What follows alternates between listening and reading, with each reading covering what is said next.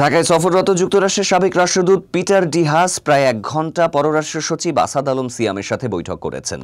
বৃহস্পতিবার সকালে সচিবালয়ে অনুষ্ঠিত এই বৈঠক সকাল 8:48 শুরু হয়ে শেষ হয় 9:30টায়। সচিবের কার্যালয়ে এই বৈঠক অনুষ্ঠিত হয় বলে একাধিক নির্ভরযোগ্য সূত্র নিশ্চিত করেছে। গত শনিবার 1 সপ্তাহের সফরে বাংলাদেশে আসেন পিটার হাস। এরই অংশ হিসেবে বুধবার তিনি কক্সবাজারে যান এবং রাতে ঢাকায় ফেরেন।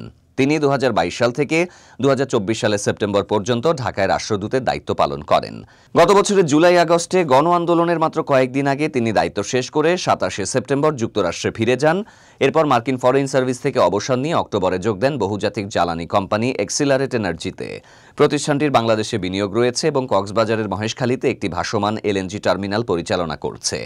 কোম্পানির পক্ষ থেকে জানানো হয়েছিল, বাংলাদেশে প্রতিনিধি হিসেবে কাজ করার অভিজ্ঞতা কাজে লাগাতে তারা পিটার হাসকে অন্তর্ভুক্ত করেছে।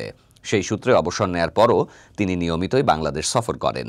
গত 5ই আগস্ট জুলাই অভ্যুত্থানের বছর পূর্তিতে জাতীয় নাগরিক পার্টির শীর্ষ নেতারা কক্সবাজার সফরে গেলে গুঞ্জন ওঠে যে তারা পিটার হাসের সাথে গোপন বৈঠক করেছেন।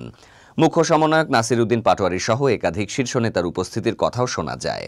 তবে ওয়াশিংটন ভিত্তিক সূত্রগুলো জানায় সে সময় পিটার হাস যুক্তরাষ্ট্রেই ছিলেন। এপ্রিল মাসেও ঢাকা সফরে এসে তিনি ইউএস বাংলাদেশ বিজনেস কাউন্সিলের আয়োজিত এক বৈঠকে অংশ নেন এবং অন্তর্বর্তী সরকারের প্রধান উপদেষ্টা ডক্টর মোহাম্মদ ইউনূসের সাথেও সাক্ষাৎ করেন। সবশেষে এবার ঢাকায় এসে তিনি পররাষ্ট্র সচিব আসাদ আলম সিয়ামের সাথে বৈঠক করলেন। তার এই সফর এবং বৈঠককে ঘিরে কূটনৈতিক অঙ্গনে নতুন করে আলোচনার ঝড় উঠেছে।